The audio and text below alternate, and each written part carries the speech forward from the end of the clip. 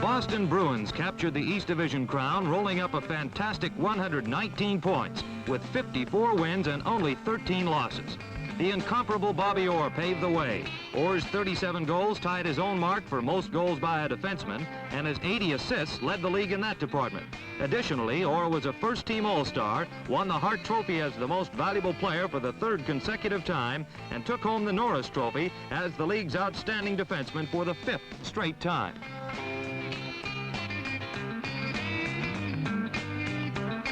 Another first-team All-Star, Phil Esposito, earned his third scoring title in 4 years with 66 goals and 67 assists. Espo's 66, though 10 short of his single-season record set 1 year ago, was the second highest total in NHL history.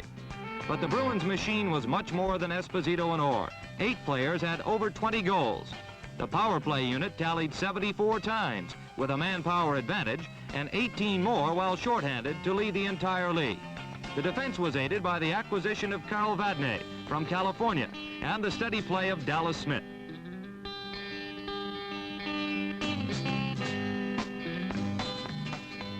Fred Stanfield was 12th in the NHL scoring parade, while veteran left wing Johnny Busick finished in the top 10 with 32 goals and 51 assists. Ken Hodge missed 18 games with an ankle injury, but still managed to have a productive year with 56 points. All in all, there was every good reason for Bostonians to celebrate during the 1972 campaign. The New York Rangers nailed down second place in the East, 10 points behind the Bruins, as Rangers captain Vic Hadfield became the 6th player in NHL history to score 50 goals.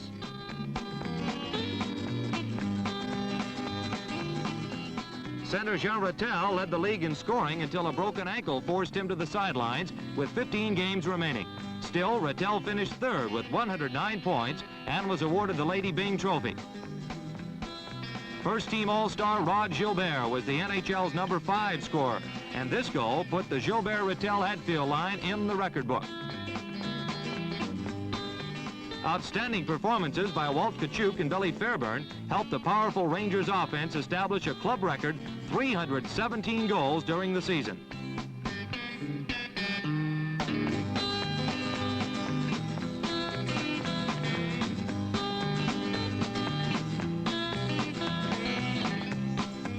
Brad Park became only the 3rd defenseman in NHL history to tally more than 20 goals as he scored 24 times en route to a position on the first-team All-Stars. Park's defensive efforts anchored the Rangers' back line in impressive fashion with help from Rod Sealing. The goaltending duo of Eddie Jockman and Gilles Villemure, last year's Vezina Trophy winners, finished 3rd in 1972 with another well-rounded showing.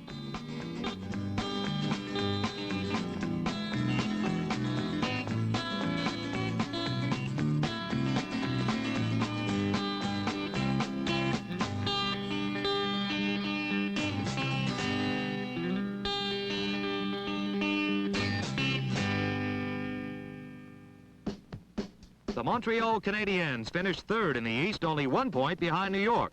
Weakened by the retirement of Jean Beliveau, the defending Stanley Cup champions rallied late in the season and almost caught the Rangers.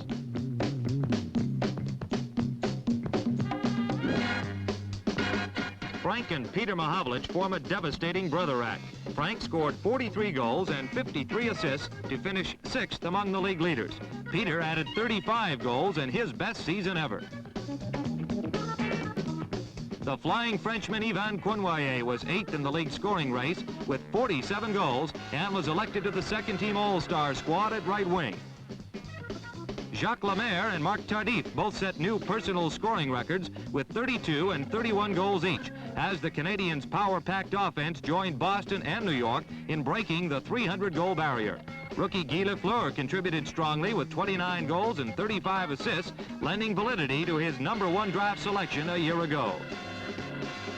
Big Ken Dryden proved his performance as the 1971 Stanley Cup MVP was no fluke. By far the busiest goaltender in the league, Dryden appeared in 64 games and lost only 8. His amazing 2.24 goals against average helped him earn the Calder Trophy as the NHL's Rookie of the Year.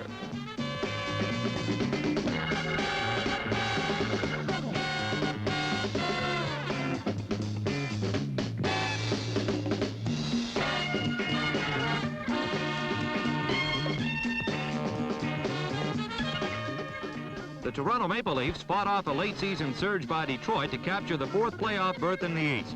And it was the Leafs' defense that pulled them through with top-notch performances by veterans Jacques Plante and Bernie Perrin in goal and Bobby Baughan on the back line.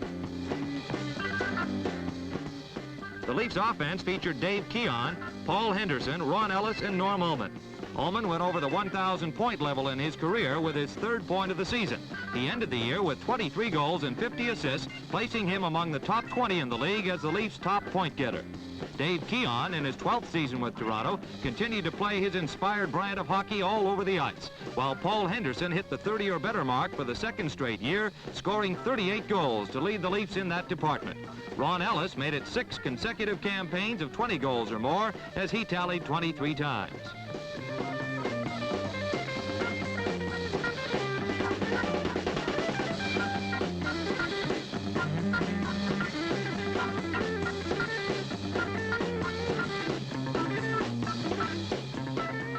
With Gordie Howe retired, Alex Del Vecchio became Detroit's most active senior citizen. In his 21st season as a Red Wing, Del Vecchio hit the 20-goal mark for the 13th time, spearheading a furious rush at the East final playoff slot. The Wings fell just short after carrying the fight down to the last week. Red Berenson and Mickey Redmond added fuel to the fiery Red Wings, climbing into the top 20 scoring list. Gary Bergman was the steadying influence in a defense that showed tremendous improvement as the season progressed.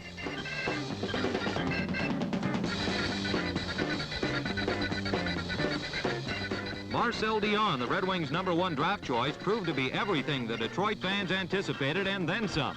Dionne set a sizzling scoring pace down the stretch to finish 13th in the league. In the process, he established a new record for total points by a rookie with 77. Dionne and fourth-year man Nick Libett are two prominent reasons the Wings youth movement is taking hold.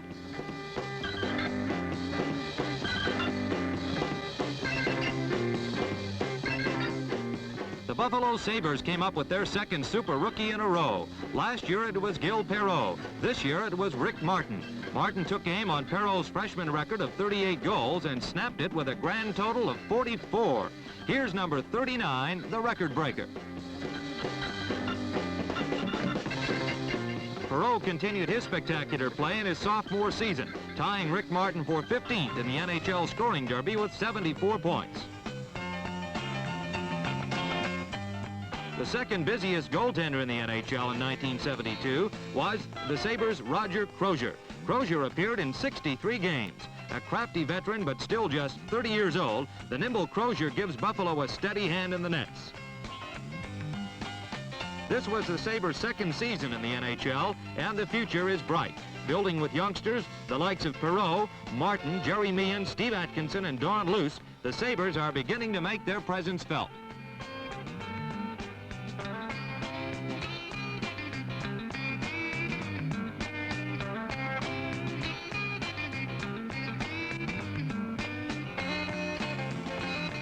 The Vancouver Canucks, also a second-year team, also came up with another talented rookie. In 1971, it was Dale Talent. This year, it was Jocelyn Gavremont. Wearing number 2, Gavremont's heady defensive play showed consistency and poise, not generally associated with rookie defensemen.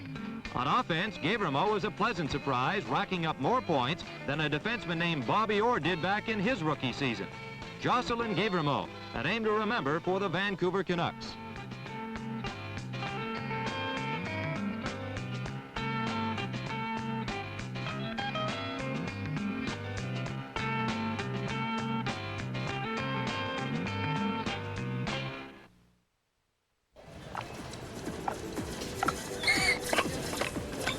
Excuse me. Hi, can I see that laptop? Sure. You can access the internet all around your house. It's wireless networking. Did you say wireless? I'm free. Not just a puppet on a string, no ties to anything. Find your freedom. Have us install a wireless network in your home. Thousands of possibilities. Get yours. Best Buy.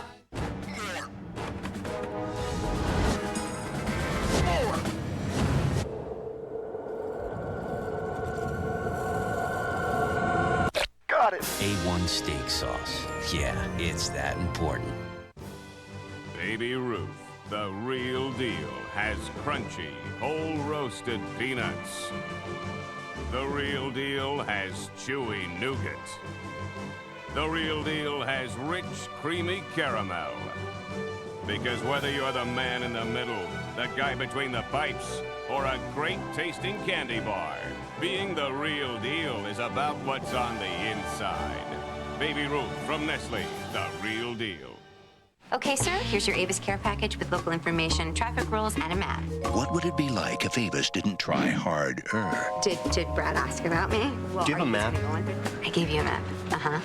No, you didn't. I never. Yes, I did. You know, I never got it. Yes. No. Yes. No. Yes. No. Yes. Can I have another map? No. Okay. If we didn't try harder, we wouldn't be Avis. Thanks. Now earn double miles or get double dollar savings with twice the love at Avis. Learn more at avis.com. Welcome to SportsCenter alongside Stuart Scott. I'm Scott Van Pelt. Dude.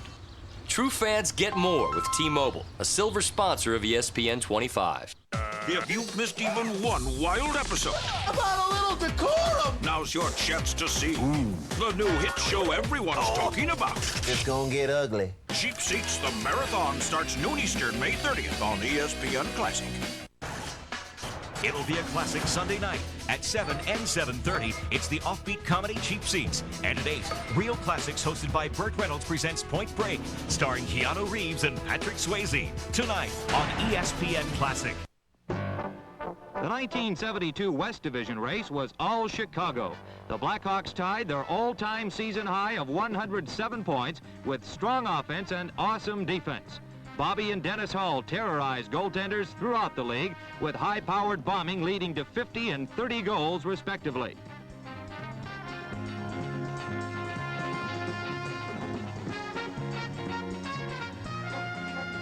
With Pitt Martin among the NHL's top 20, Stan Mikita, Jim Pappin, and Cliff Corral all enjoying productive campaigns, the Blackhawks offense more than held its own. But it was an even greater year for the defense, as goaltenders Tony Esposito and Gary Smith captured the Vezina Trophy by a comfortable margin.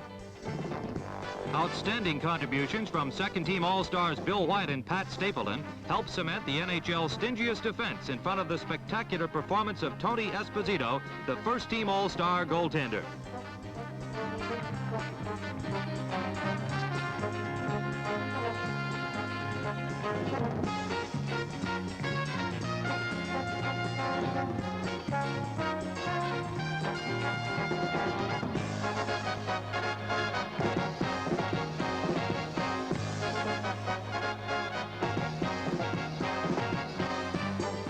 Improved team in the NHL, the Minnesota North Stars, finished an easy second in the West with rugged defense and well-balanced offense. Jude Drouin, runner-up for the Calder Trophy in 1971, had an impressive sophomore season in spite of injuries that sidelined him for 15 games. Murray Oliver, Lou Nanne, Dean Prentice, and Danny Grant were solid performers all year long as Coach Jack Gordon's North Stars made the NHL take notice. A welcome addition to Minnesota was veteran Bob Nevin, acquired in an off-season trade with New York. Nevin's steadying two-way play was a major factor in the North Stars' surge. Bill Goldsworthy led all Minnesota scorers with his unique style of celebration and a 31-goal season, his third consecutive year of 30 or more. Although the attack was formidable, Minnesota's pride is defense. Ted Harris, Barry Gibbs, and Tom Reed provided the savvy and muscle, while netminders Cesar Maniago and Gump Worsley provided the acrobatics that led to a second-place finish in the Vezina Trophy race.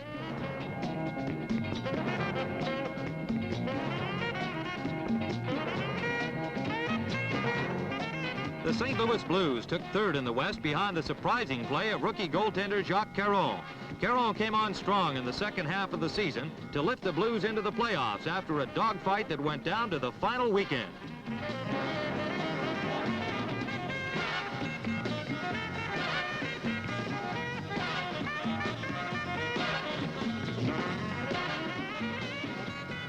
Gary Unger topped all St. Louis scorers, finishing among the league's top 20 with 36 goals and 34 assists. He received strong support from Mike Murphy, Gary Sabourin, and Jack Eagers, all with 20 goals or better on the year. Phil Roberto, obtained in a mid-season trade with Montreal, was another reason for the Blues' late-season rush, as was the consistent all-around play of Frank St. Marseille.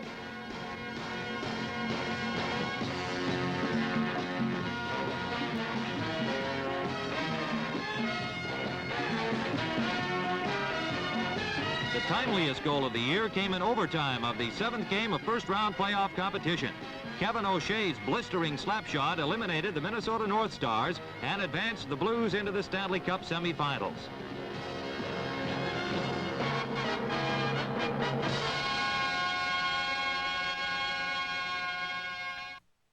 Starting Monday on Sports Century, it's Indy 500 week, profiling another Indy legend each night. Racing is their life. Get ready for this year's big race with Sports Century Al Unser Sr., Monday at 8 Eastern. A.J. Foyt, Tuesday at 8. Mario Andretti, Wednesday at 8. Rick Mears, Thursday at 7. And Bill Vukovich, Friday at 8. Sports Century Indy 500 week, starting Monday, only on ESPN Classic. Dear Bobby, how much ice time did you log last game? Sincerely, Mark.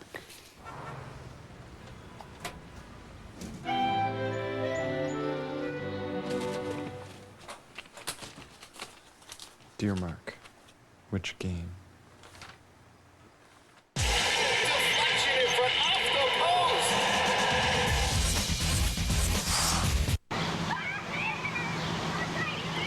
Plastic ones last longer.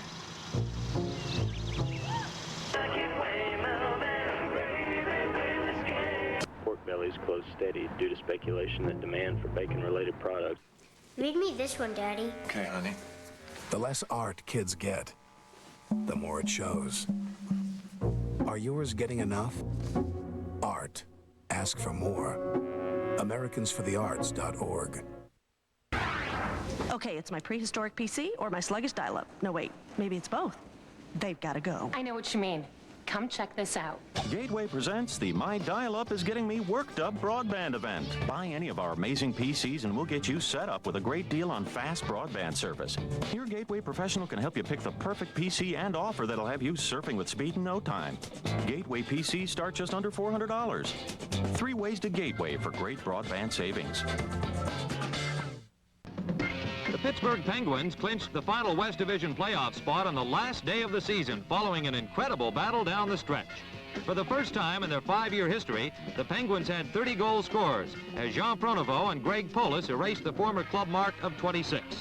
Silaps led all Pittsburgh point getters with 59, while Brian Hextall, Ron Schock, and Bob Leader added scoring momentum in the fight for 4th place.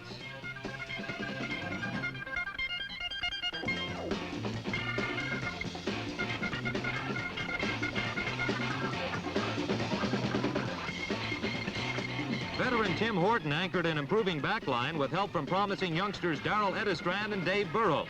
Jim Rutherford took charge in goal when the going got tough, and he did the job, including this stop that saved the entire season on the final weekend.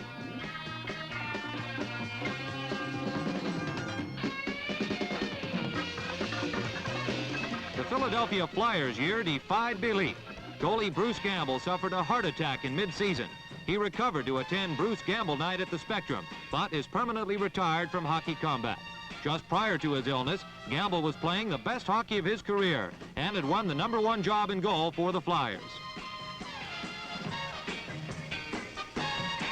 Doug Favell took over following Gamble's departure and went the rest of the season with virtually no relief help.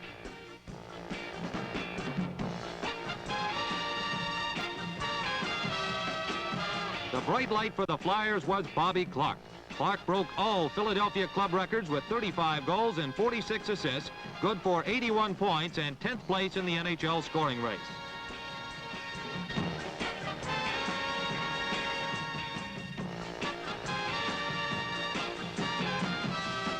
Second-year man Bob Kelly had another productive campaign for Philadelphia. Simon Olé had his best season ever with 23 goals, and Gary Dornhofer was the Flyers' second high scorer behind Clarke. But the entire year went kaput with only 4 seconds left in the final game when a last-ditch goal doomed the Flyers to 5th place. California Golden Seals were also struggling in the thick of the pack for the final playoff berth down to the last week, but had to settle for 6th. However, the Golden Seals unveiled 22-year-old rookie goaltender Gilles Meloche, and he showed why California is well protected in goal for years to come. The Seals' defense was also bolstered by newcomers Bob Stewart and Rick Smith, obtained from Boston in the trade for Carl Vadnais. Stewart and Smith added much-needed muscle to the California lineup.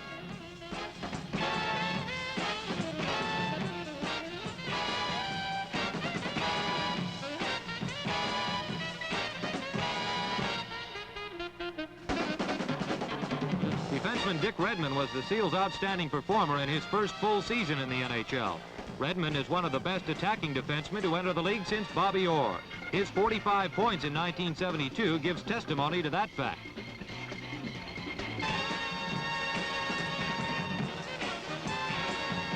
The Los Angeles Kings were the 5th team gamely battling it out for the playoffs until the closing weeks. Whitey Veeding led all Kings scorers with 27 goals and 28 assists, his second big season in a row. The goaltending duo of Rogie Vachon and Gary Edwards had a busy year, and their presence, along with defenseman Gilles Marotte, has the Los Angeles defensive prospects looking up. The Kings had 5 players over the 20-goal mark: Ralph Backstrom, Butch Goring, Serge Bernier, and Jim Johnson, plus Veeding. Several more good reasons why the Kings are on the upgrade.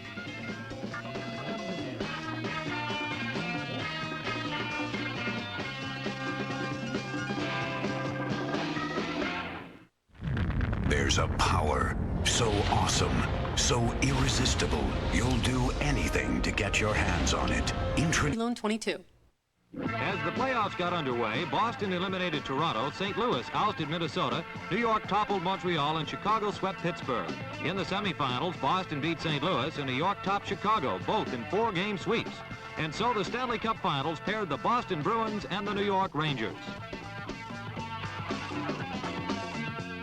The opening game was a wild and woolly affair that was knotted up at 5-5 when Ace Bailey suddenly broke down the far boards. He cut in and beat Ed Jockerman late in period 3 to give the Bruins a dramatic 6-5 victory.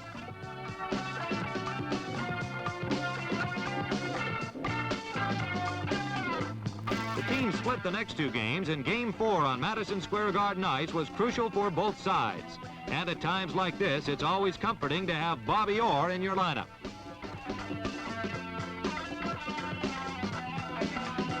Orr splits the Rangers' defense, and quickly the Bruins grab a 1-0 lead. Orr tallied a second goal to make it 2-0, and then with Boston shorthanded, Orr and Don Marcotte combine on this picture play to put the game out of reach and put the Bruins only 1 game away from the Stanley Cup.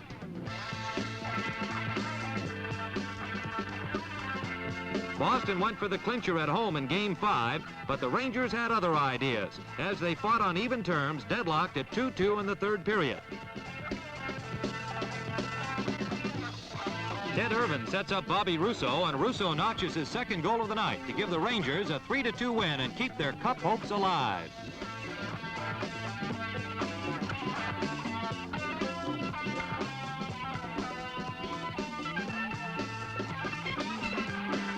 Game 6 is back in New York, and once again the teams battle it out in a hard-fought, evenly matched hockey game.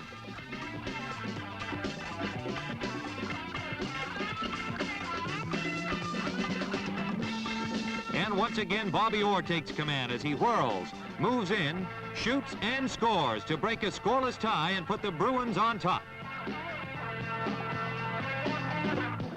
Orr set up a Wayne Cashman tip-in to make it 2-0, and then the Bruins sealed the Rangers' fate as Phil Esposito feeds Wayne Cashman for his second goal of the game late in period 3.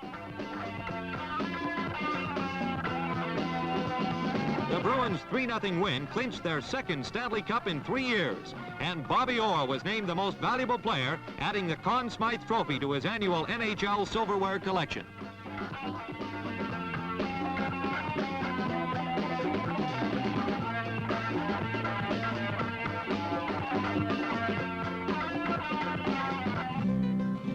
During the course of a season, hockey has its lighter moments. Let's take a look at some unusual action. Here's your official invitation. The Hardhead of the Year Award.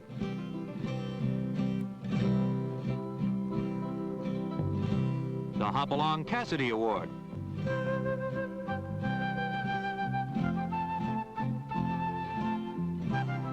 The Tarzan Trophy. The Fred Astaire Award.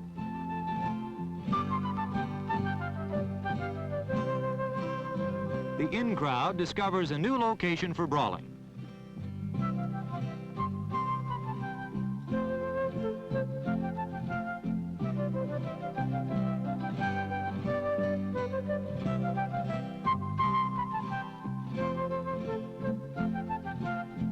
The human welcome mat.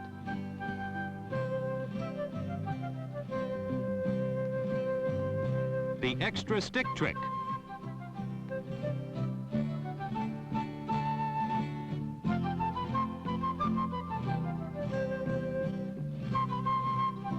The curved stick trick. The weirdest goal of the year, as Detroit's Mickey Redmond throws his stick at the puck with Danny Grant headed toward an empty net. The shot is in, but after the final buzzer. However, Redmond threw his stick before time expired, and the rules state that's an automatic goal. So Grant's goal after the buzzer actually counts.